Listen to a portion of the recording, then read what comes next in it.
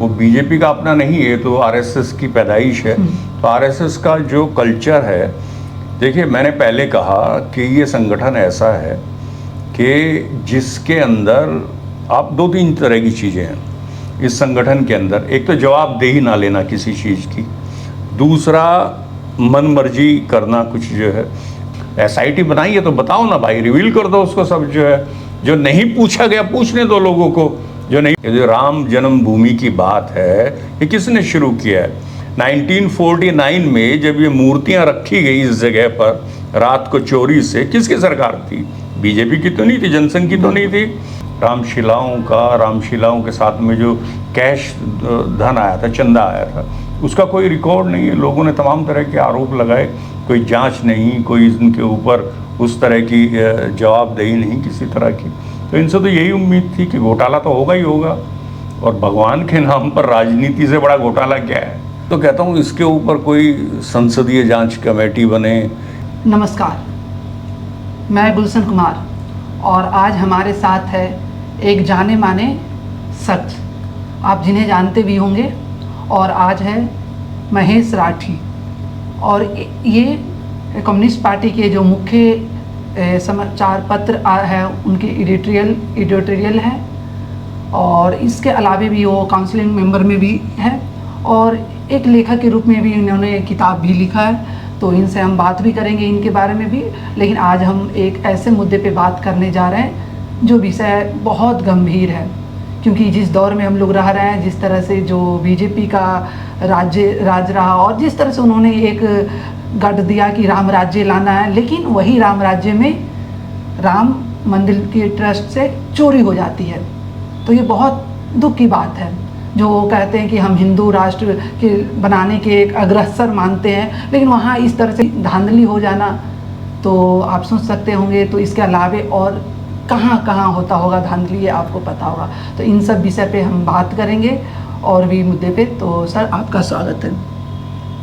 तो सर, सबसे पहले सवाल कि ये जो घटना आपने सुना, तो आपके जहन में क्या ऐसा सवाल आया कि क्या लगा कि सबसे पहले आपका क्या ऐसा जहन में चल रहा था? नहीं, जहन में क्या, सबसे पहले तो यही ख्याल आया कि इनसे तो यही उम्मीद है, यही कर सकते हैं, कोई पहली बार थोड़ी किया है। अभी जो इन्होंने राम रथ यात्रा निकाली थी लाल कृष्ण आडवाणी ने, उसके बाद रामशिलाएं पूरे देश से लेकर के आए थे, उसमें इनके ऊपर आरोप लगे थे, कोई हिसाब नहीं है। रामशिलाओं के साथ में जो कैश धन आया था, चंदा आया था, उसका कोई रिकॉर्ड नहीं है। लोगों ने तमाम तरह के आरोप लगाए, कोई जांच नहीं, कोई इनके ऊपर उस तरह की जवाबदेही नहीं किसी तरह की। तो इनसे तो यही उम्मीद थी कि घोटाला तो होगा ही होगा, और भगवान के नाम पर राजनीति से बड़ा घोटाला क्या है जो ये कर रहे हैं लगातार सालों से, 30-40 सालों से। भगवान के नाम पे राजनीति से, धर्म के नाम पर राजनीति करना, उससे बड़ा घोटाला तो कोई हो ही नहीं सकता। वो कर रहे हैं लोगों की भावनाओं के साथ, यही खिलवाड़ कर रहे हैं सब। सर, एक सवाल ये है कि जैसे चोरी के बाद उन्होंने बहुत इल्ज़ाम, ये उनका कहना ये है कि जो ट्रस्ट है, तो हम लोगों ने ट्रस्ट के नीचे के जो अधिकारी है, जो वर्कर है, वहाँ से तब भी वो अपने से बचते हुए एक मानते कि हम लोगों ने नहीं किया, हम लोगों ने इस तरह से। तो उस पर आपको क्या कहना? देखिए, आरएसएस का कल्चर है जवाबदेही से भागना, अकाउंटेबिलिटी नहीं लेना, जवाबदेही नहीं लेना, और हमेशा जो छोटे या कहें छोटी मछली है उसको फंसाना, जो कमज़ोर कड़ी है उसके ऊपर हमला करके उसको बाहर करना। और ये हमेशा चलता रहता है। जैसे मैंने कहा, शिलाओं के जब रामशिलाएं आई थी तब से घोटाला है, और उसके बाद में अभी भी है। किसके ऊपर कार्रवाई हुई? जो बड़े लोग हैं, आप इनकी दौलत का आकलन कर लीजिए। जो चंपत राय हैं, अभी तो वो चंपत होते दिखाई दे रहे हैं, उनकी दौलत का कब्जे उन्होंने बढ़ाना शुरू किया, और क्या क्या स्थिति थी, आज उनके पास कितनी दौलत है। ये दुनिया का बीजेपी की सत्ता ईडी और सीबीआई लेके घूमती है। कभी इनके पीछे भी, अपने लोगों के पीछे भी करके देखे सीबीआई ईडी जो है, तो मालूम चल जाएगा इनकी हकीकत क्या है असल में सब। तो इनसे क्या किस तरह की है, तो पुराने उसी तरह का कल्चर है इनका सब। सर, एक ये सवाल ये है, जैसे ही ये घटना हुआ तो ये घटना के बाद तो इस जो प्रक्रिया है जिसमें एफआईआर अभी नहीं हुआ, और अभी इसके बाद पहले एसआईटी गठित कर दिया जाए, लेकिन अब फिलहाल देखा जाए तो 8 लोगों पे एफआईआर होकर उन्हें गिरफ्तार किया गया। लेकिन इसके पीछे क्या ऐसा आपको लग सकता है, क्या प्रेशर रहा होगा जो एफआईआर बड़े जो लोग हो उन पे ना करके सिर्फ एसआईटी करके, क्या लगता है मेन बात जो मेन जो मुख्य अपराधी उससे मुक्त होना देख रहे हैं? देखिए, घोटालेबाजों की और बड़े बड़े घोटालों की ये एक डायनेमिक्स रहा है, एक ही इस तरह की गति की रही है कि वो बड़े लोग जो करने वाले हैं वो छोटे लोगों को फंसा करके निकल जाते हैं एक तरफ सब। और ये मतलब इनका एक तरह का अंडरस्टैंडिंग होती है आपस में, फंसने वाले की भी और फंसाने वाले की भी सब जो है।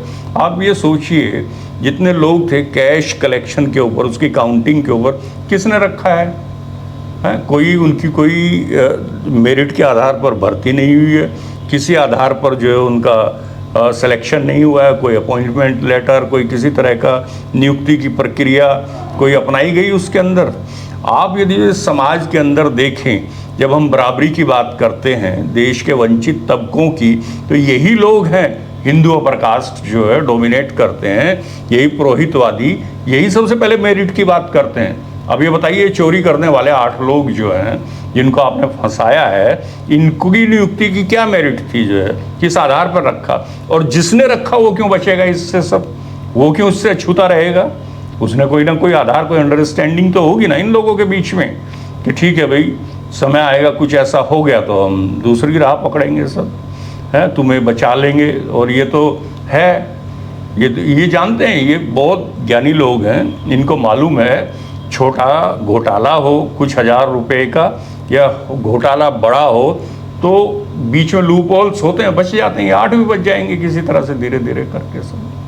सर एक ये सवाल, अगर जब हम जाते हैं पिछले दौर में जिस तरह से ये बीजेपी और जिससे आरएसएस की जो पॉलिटिक्स रहा, किस तरह से धर्म के आड़ में करना, तो आपको लगता है कि वो धर्म के नाम पे हिंदुत्व को बरगलाना, और अभी उसका परिणाम अभी भी देखा जाए तो जिस तरह से ये घटना हुआ और इसके बाद भी वो अपने आप को दिखाते हैं कि हम धर्म के राह पे ही हैं, तब इसमें आप एक प्रश्न उन लोग पे उठता है जो धर्म के नाम पे, जो बीजेपी पे एक विश्वास कर लेते हैं कि हमारे रखवाला यही है और ये धर्म की यही रखवाला करते हैं, तो उन्हें क्या, जैसे वो लोगों के प्रति क्या होना चाहिए? नहीं देखिए, इसमें कई तरह की चीज़ें हैं। उन लोगों के प्रति क्या कहें, लोग तो अक्सर मासूम होते हैं, लोग जो है उतने अवेयर नहीं होते, हमारा समाज उस तरह का जागरूक नहीं है कि वो इन चीज़ों को पकड़ सके, समझ सके। मैं दूसरी बात कहता हूँ, ये खाली भाजपा की बात नहीं, भाजपा के खिलाफ जो विपक्ष है, जो विपक्ष की राजनीति कर रहे हैं, आप उनसे पूछे 30-40 सालों से क्या राजनीति कर रहे हैं। बीजेपी ने जो एजेंडा रखा उसी के खिलाफ रिएक्शन की पॉलिटिक्स कर रहे हैं। उनके पास कोई अपना एजेंडा है, कोई अल्टरनेटिव एजेंडा जनता के सवालों से जुड़ा हुआ जब चलेगा, जब उसके ऊपर बात होगी तो जनता को समझ में आएगा कि उसके हित कहाँ जुड़े हैं। जब पक्ष भी और विपक्ष भी सब बार बार वही बात करेगा, वो हिंदुत्व की बात करेंगे, विपक्ष कहेगा ये अपनी तरह का आक्रामक हिंदुत्व बताएंगे, विपक्ष गांधी का हिंदुत्व बताएगा, विवेकानंद का हिंदुत्व, एजेंडा तो फिर कामयाब उसी का है बीजेपी का। तो ये तो फेलियर इस देश की पॉलिटिक्स का है। इस देश की पॉलिटिक्स ये तो जानबूझ करके राइट विंग तो कर ही रहा है, दक्षिण पंथ जो है उसका तो वही पॉलिटिक्स है। मगर ये दूसरे जो उदारवादी हैं, सेक्युलर हैं, सो कॉल्ड सेक्युलर, अपने आप को सेक्युलर कहने वाले, उनकी पॉलिटिक्स क्या है? उसका विरोध करना खाली, तो उसको तो कामयाबी है उसी में। वो तो चाहते हैं कि उसकी बात का विरोध हो और उसी की बात जो है सेंटर में रहे, कोर में रहे, उसी का एजेंडा आगे बढ़े। हम वही कर रहे हैं 4 दशक से, उसके एजेंडे को आगे बढ़ा रहे हैं। तो सर आपका ये कहना भी है कि जो ओपोजिशन है, सो कॉल्ड सेकुलर की बात करते हैं, तो सॉफ्ट कॉर्नर आपको दिखता है कि ये हिंदुत्व की तरफ ये भी सॉफ्ट कॉर्नर ये भी खेलती है अपोजिशन? हाँ, अपोजिशन, देखिए अपोजिशन खाली अपोजिशन क्या है, मेन स्ट्रीम अपोजिशन की आप बात करते हैं, कहीं ना कहीं तो ये शुरू कहाँ से हुआ है? ये जो राम जन्मभूमि की बात है, ये किसने शुरू किया है? 1949 में जब ये मूर्तियां रखी गई इस जगह पर रात को चोरी से, किसकी सरकार थी? बीजेपी की तो नहीं थी, जनसंघ की तो नहीं थी। जब ये ताला खोला गया 80 के दशक में, तब किसकी सरकार थी? बीजेपी की तो नहीं थी। तो इस राजनीति को ये भी फायदा उठाना चाहते हैं। अब महिषासुर को पालने से आप क्या होगा? आपका ही नुकसान होने वाला है सब। और वो महिषासुर नाच रहा है सबके सर पे। पूरे डेमोक्रेटिक इंस्टीट्यूशंस तबाह कर दिए हैं, ख़त्म कर दिए हैं, सबको कमज़ोर कर रहा है, सब अपने कब्जे में ले लिया है। अब आप रोते रहें, इनको तो आपने शुरू किया है सब जो है। सर, तो एक जैसे कि आपने बताया, और ये रियलिटी भी है कि जिस तरह से जो पिच तैयार जो होते, आपका कहना जो पहले जो सरकार थी, जैसे अभी कहा जाए कांग्रेस की, और जो अभी फ़िलहाल जो ये, तो एक पिच तो तैयार उन्होंने किया और उसका फ़ायदा भी ये खेल रहे हैं। तो इस पिच में और इस मैदान में अगर आप देखा जाए, जो लेफ्ट की पार्टी है जिसमें सीपीआईएम की बात करें और कम्युनिस्ट पार्टी की, और तो ये लोग कहाँ पे खड़े करते हैं? जैसे जिस तरह से धर्म की राजनीतिक चला, तो इन्हें कहाँ होना चाहिए और अपने दायित्व किस तरह से निभाना चाहिए? नहीं, जब मैं विपक्ष की पॉलिटिक्स की फेलियर की बात करता हूँ, केवल कांग्रेस की नहीं, सारे विपक्ष की बात करता हूँ। उसमें विपक्ष कहाँ? लेफ्ट भी है। लेफ्ट उससे अछूता थोड़ी है। लेफ्ट उससे अछूता थोड़ी है। लेफ्ट का एजेंडा जब तक था, एक समय था, हम ईमानदारी से कहेंगे, एक समय था, लेफ्ट जो है देश की, दुनिया की पॉलिटिक्स का एजेंडा सेट करता था, वो तय करता। बेशक छोटा था, कमज़ोर दिखाई देता था, मगर वो डिसाइसिव एजेंडा जो सेट करने का काम था। इस देश के अंदर तमाम तरह के जो मज़दूरों के हक़ों की बात की है, कर्मचारियों को जो सब सुविधाएं मिली हैं, आज भी जो तमाम तरह की मिल रही हैं, पेंशन, पीएफ और सब, उसकी ग्रेचुइटी, उसके जो तमाम वो हैं बेनिफिट्स जो हैं, वो मिले सब लेफ़्ट की मजबूती की वजह से, लेफ़्ट की लड़ाई की वजह से। लेफ़्ट की लड़ाई कमज़ोर हुई तो ये सारे अधिकार चले जा रहे हैं लगातार सब जो। इवन यहाँ तक है कि रेगुलर जॉब्स भी चले जा रहे हैं, वो भी ख़त्म हो रहे हैं। तो ये कहीं ना कहीं इस तरह से है कि लेफ्ट में भी ने भी कीमत चुकाई है उस पॉलिटिक्स को नहीं समझने की और अपना कोई विकल्प तैयार नहीं करने की। विकल्प माने इस दक्षिणपंथी राजनीति का क्या विकल्प होना चाहिए, नए विकास को समझ करके उसने नहीं तैयार किया, तो उसने भी कीमत चुकाई है, चुका रहे हैं अभी भी सब। सर, फिर से राम मंदिर के एक आते हैं इस पे।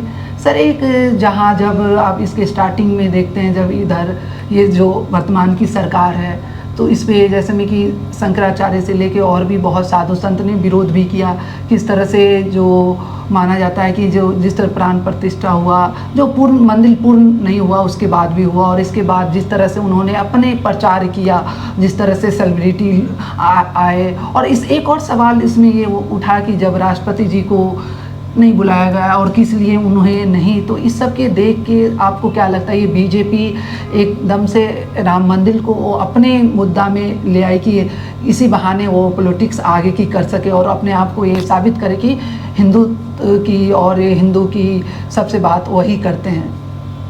हाँ, नहीं, देखिए, बीजेपी का जो स्टाइल ऑफ वर्किंग है वो बीजेपी का अपना नहीं है, तो आरएसएस की पैदाइश है।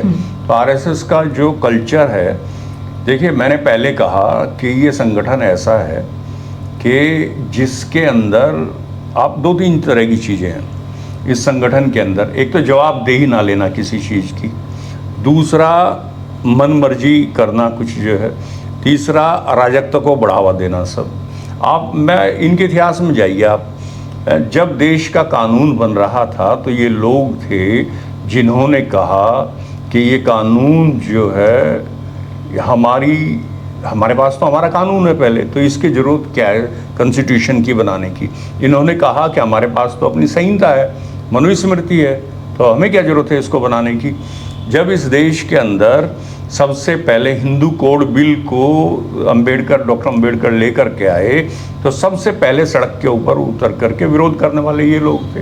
आप इनके अखबारों को 1948-49 के स्पेशली पढ़ लीजिए, पांचजन्य को, दूसरे को, सब जो ऑब्जर्वर वगैरह इनके जो मुखपत्र हैं, तो उसमें साफ दिखाई देगा कि कैसे इन्होंने विरोध किया बेटियों को, औरतों को मिलने वाले अधिकार का। इस देश के अंदर आज जितना अधिकार सुरक्षित हैं, मजबूत हैं औरतों के पक्ष में, डॉक्टर भीमराव अंबेडकर का कंट्रीब्यूशन है, वो सबसे बड़ा योगदान उनका है। और उसको किस तरीके से इन्होंने आंदोलन चलाया, आज ये नारा देते हैं बेटी बचाओ बेटी पढ़ाओ। इन्होंने ये कहा कि ये पश्चिमी वेशभूषा पहनने वाला आदमी ये क्या जाने हमारे संस्कारों को, और ये जो हिंदू कोड बिल है जो औरतों को अधिकार दे रहा है, तलाक का अधिकार है, उनको संपत्ति में अधिकार, बराबरी के अधिकार जो दे रहा है, ये हमारे परिवार संस्था के ऊपर हमला है। अब आप इनसे कहें, इनके दस्तावेजों को उठाकर और कहें कि भाई आपने तो ऐसा बोला था, ये डिसोन कर देंगे कि पांचजन्य तो हमारा अखबार है ही नहीं, जबकि सारी दुनिया को मालूम है पांचजन्य किसका है, कि उसे डिसोन कर देंगे।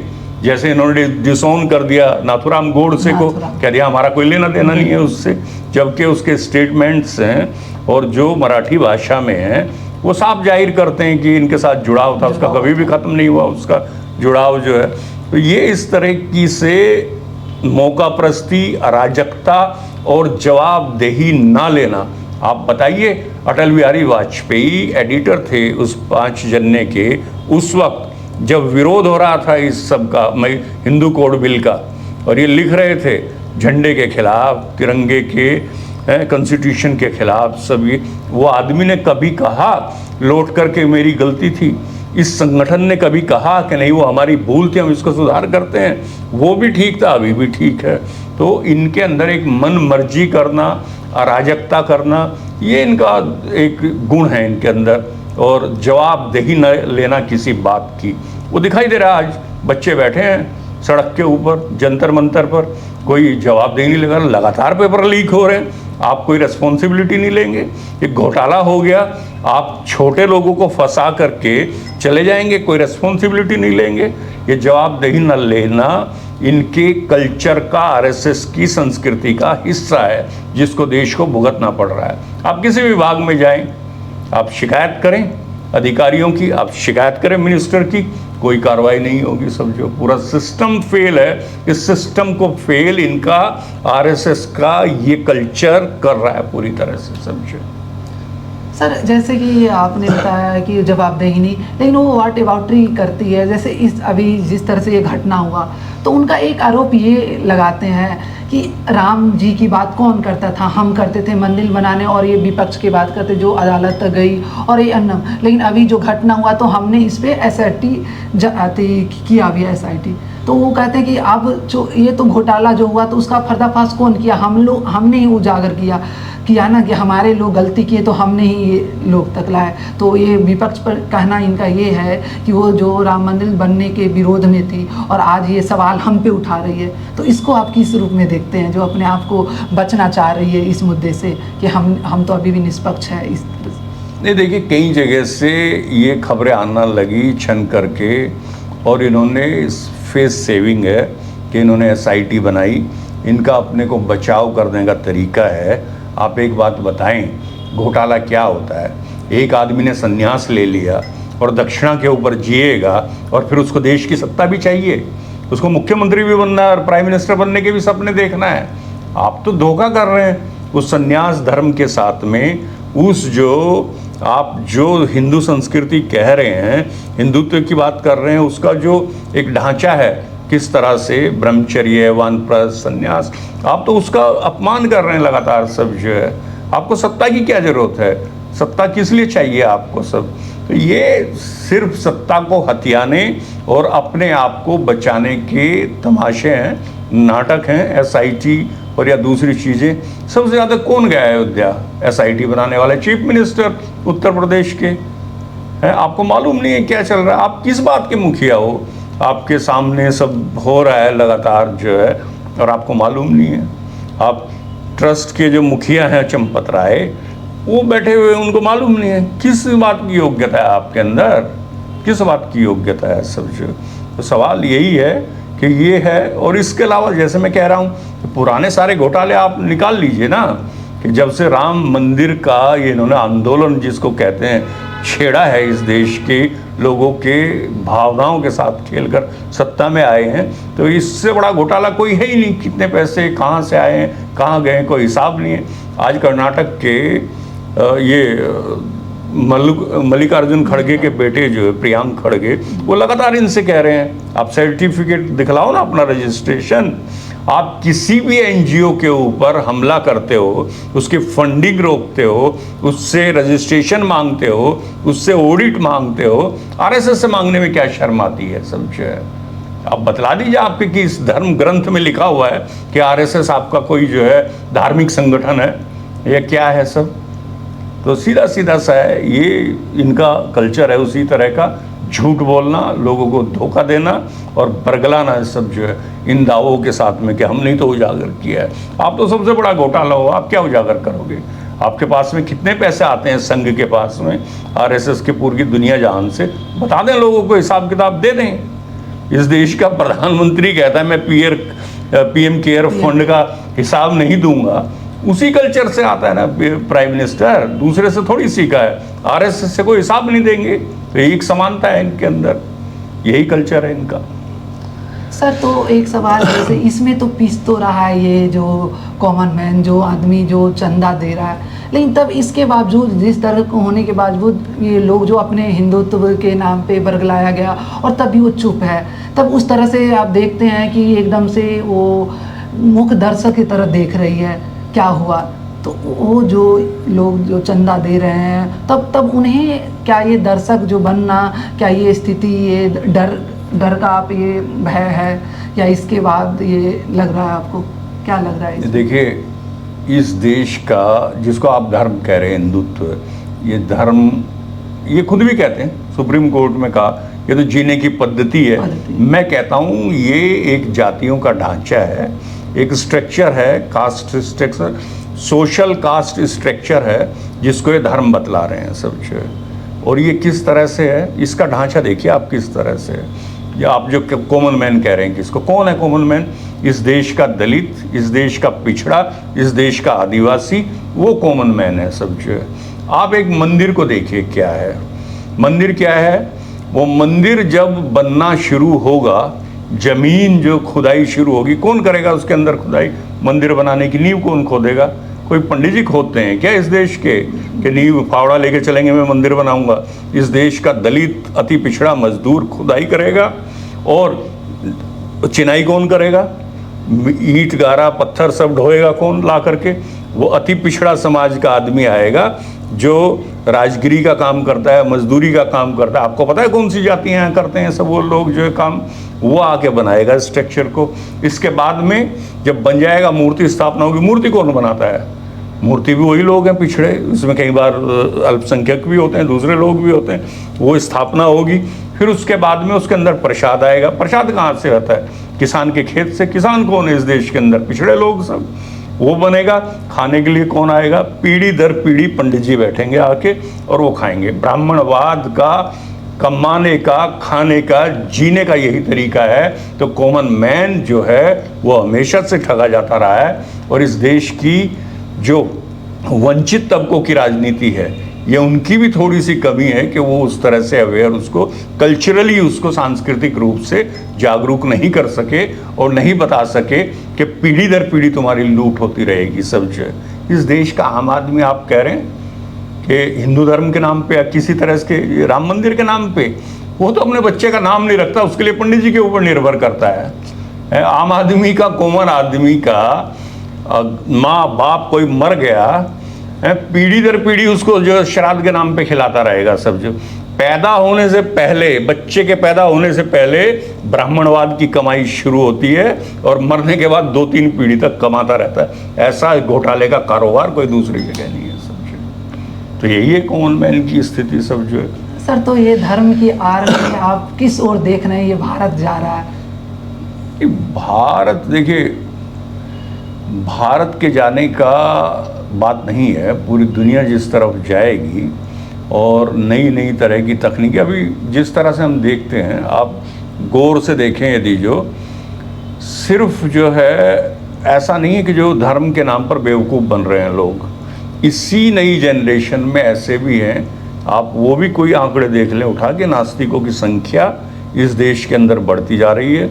नास्तिकों की, नौजवानों की नई पीढ़ी की मेरे सामने बहुत उदाहरण है। मेरे घर परिवार रिश्तेदारी में मैं हैरान होता हूँ कभी नई जनरेशन के ख्याल, उनके विचार सुन के किस तरह से लॉजिकल बात करते हैं, रैशनल बात करते हैं। तो शिक्षा चीज़ें बदल रही है लगातार और बदलेगी आने वाले समय में, और दुनिया के पैमाने पे भी ये घट रहा है। कई देश जहाँ पर लगातार लॉजिकली रैशनली सोचने वाले लोगों की संख्या बढ़ी है और वो धर्म से विमुख हुए, अलग हुए थोड़ा, और उन्होंने जो है अपना एक कहें कि लोग कहते हैं कि नास्तिकों की संख्या न्यूजीलैंड जैसे देश में जो डेमोक्रेटिक सोसाइटी है वहाँ पर तादाद बढ़ी है। आप कोई कहें कि चाइना तो कम्युनिस्ट पार्टी कह के आप कर सकते हो कि वहाँ पे है, मगर पश्चिम के कई देशों में भी इस तरह से हुआ। तो ये हमेशा शिक्षा के साथ और नई प्रौद्योगिकी के साथ जब होता है विकास, उस तरह से नई टेक्नोलॉजी सिखाएगी, समझाएगी चीज़ों को, तो वो सवालों के जवाब देगी, तो लोग उसी तरीके से समझेंगे।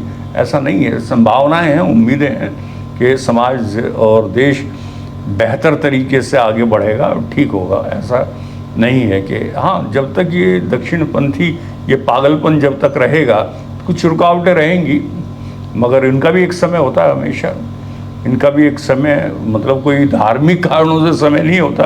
विकास का अपना डायनेमिक्स है, डेवलपमेंट का, तो ये उभरते हैं। और ये फेलियर इनसे ज़्यादा जो लिबरल पॉलिटिक्स है उनका ज़्यादा बड़ा फेलियर है कि वो कोई मॉडल बना करके इस विकास के इस दौर में इससे विकास से जुड़ा हुआ कोई नहीं लेकर के आए।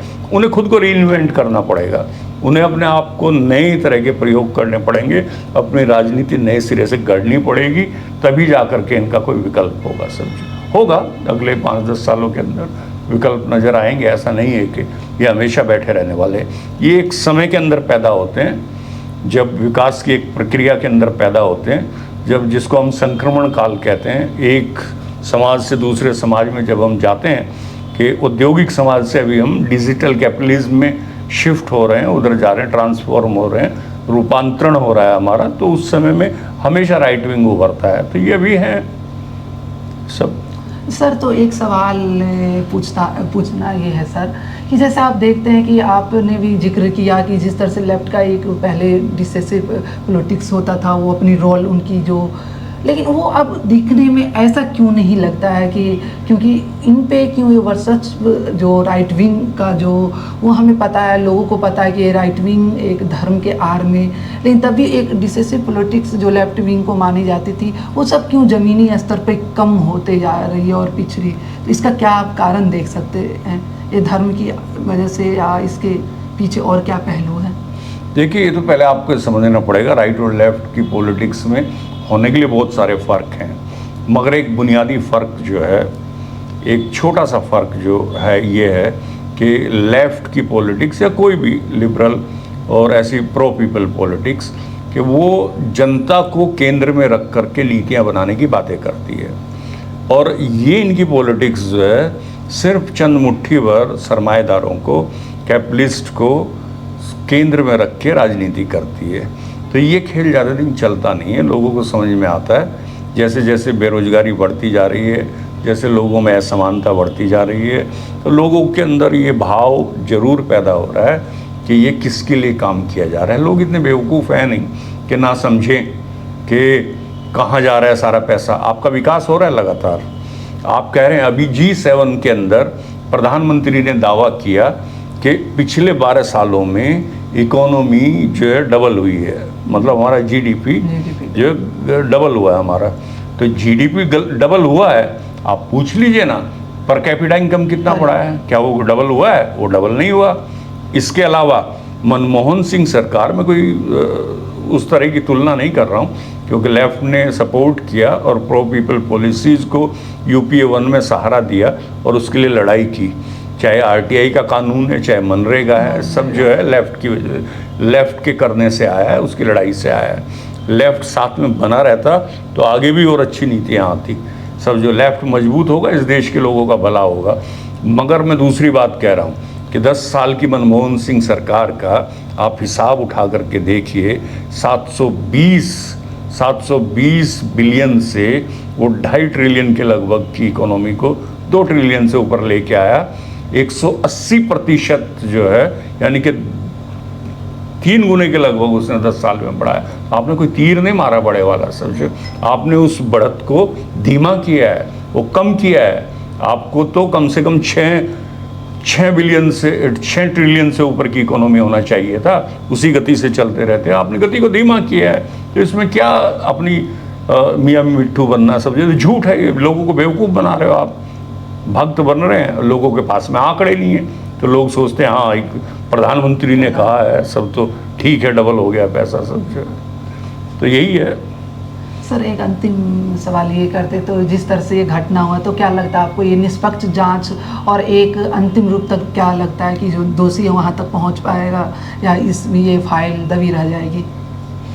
नहीं, मैं तो कहता हूँ इसके ऊपर कोई संसदीय जांच कमेटी बने, या फिर जो है, देखिए सवाल इस बात का है कि चाहे किसी सुप्रीम कोर्ट की देखरेख में, हाई कोर्ट की देखरेख में बने, चाहे संसदीय जांच कमेटी बने, मगर मैं ये कहता हूँ कि नए दौर में उससे भी ज़्यादा जांच क्या हुई है उसकी ट्रांसपेरेंसी होनी चाहिए।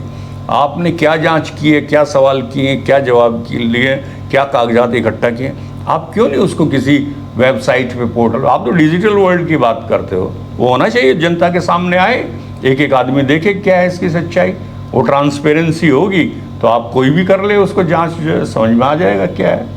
अब आप छुपा करके कोई कमेटी बना के, जैसे यूपी सरकार ने SIT बनाई, SIT बनाई है तो बताओ ना भाई, रिवील कर दो उसको सब, जो है जो नहीं पूछा गया पूछने दो लोगों को, जो नहीं